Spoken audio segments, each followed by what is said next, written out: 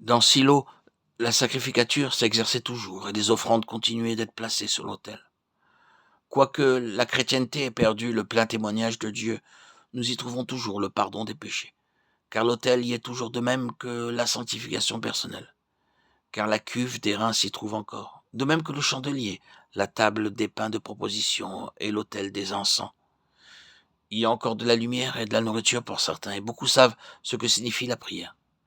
Mais cependant, ce qui est vital n'y s'y trouve plus. L'arche n'y est plus. On peut y voir l'œuvre de Christ. Mais le Seigneur lui-même, dans sa personne, n'a plus sa véritable place.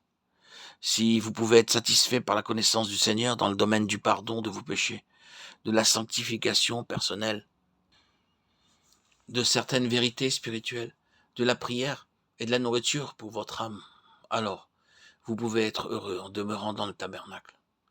Mais si vous saisissez la réelle signification de l'arche du témoignage, Christ dans sa personne, alors vous direz, Seigneur, je veux suivre l'arche, même si cela doit me conduire à quitter le tabernacle.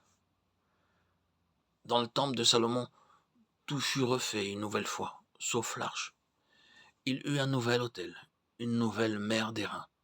En type, qu'est-ce qui différenciait le temple de Salomon du tabernacle? Le premier préfigurait la présence de Dieu au milieu de son peuple, pendant le millénium. Le second parlait de sa présence au cours des pérégrinations du peuple dans le désert.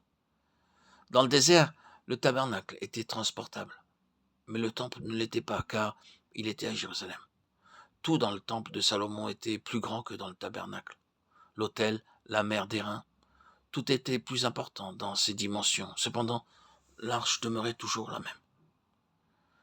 Pendant le millénium, nous aurons une plus grande appréciation de la plénitude de l'esprit. Mais le témoignage de Dieu concernant son Fils est éternellement le même. Il ne pourra pas être redimensionné. Notre appréciation de l'œuvre de Christ peut grandir, mais l'essence même du témoignage de Dieu dans son Fils ne saurait être plus grande. Dieu regarde maintenant vers le royaume de 1000 ans, là où l'arche aura la place centrale dans le temple. Mais pour nous se pose cette question. Que faisons-nous de l'arche aujourd'hui?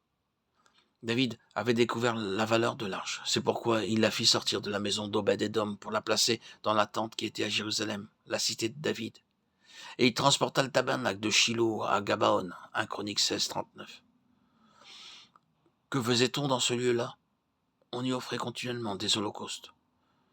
Le tabernacle à Gabaon était sans arche. La gloire de Dieu était partie de là. Cependant, nous pouvons lire que des holocaustes y étaient offerts continuellement, matin et soir. Et tout dans le tabernacle était fait selon ce qui était écrit dans la loi de l'Éternel. De la même manière, l'adoration est toujours apportée au sein de la chrétienté organisée. Et dans plusieurs lieux, cela est fait, selon tout ce qui est écrit dans la loi de l'Éternel. Cependant, il manque quelque chose de fondamental. Le témoignage de Dieu n'y s'y trouve plus.